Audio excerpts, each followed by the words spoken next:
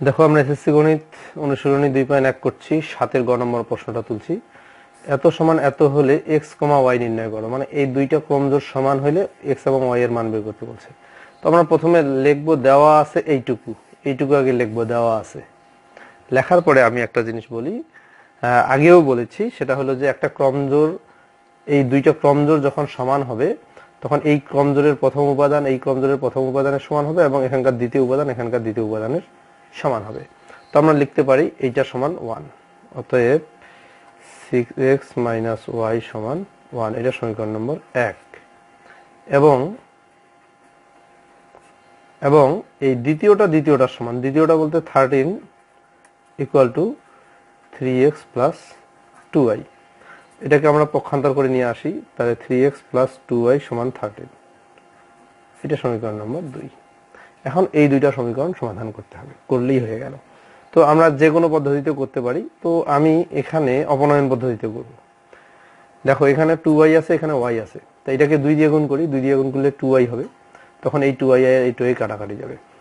তো আমি লিখি 1 নংকে 2 দ্বারা গুণ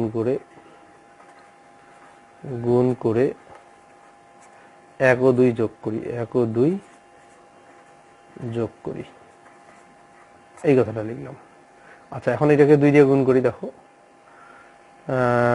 6 × 12x - 2y সমান 2, আর এখানে কত আছে দেখো 3x + 2y সমান 30, -2y + 2y কাটা, 13 আর 2 কত 15x সমান 13 আর 2 15। এখান থেকে দেখো x সমান কত হবে, উপরে যাবে 15, এই নিচে আসবে 15, কাটাকাটি, অর্থাৎ x সমান 1। x এর মান পাইলাম 1। এখন আমরা লিখব x এর মান 1 নং এ বসাই বা 2 নং এ বসাই, যে কোনোটাতে বসাইতে পারি। x এর মান 2 নং এ বসাই, 2 নং এ বসাই। দেখো 2 নম্বরটা কি আছে, 2 নম্বরটা কোথায়, এই যে দেখো 3x আছে, 3 × x এর পরিবর্তে 1 বসলো, প্লাস 2y সমান 13। দেখো এখানে 3 যোগ 3 এখানে হবে, যোগ 2y সমান 13। তাহলে 2y সমান কত হচ্ছে দেখো 13 + 3 এদিকে গেলে -3, পক্ষান্তর করলাম, তাহলে 2y সমান কত হচ্ছে 10। তাহলে এখান থেকে y সমান হবে 10/2, অতএব y সমান 5, কাটাকাটি করলে 5।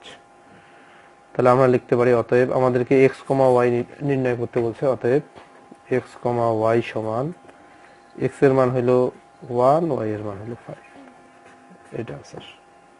ধন্যবাদ।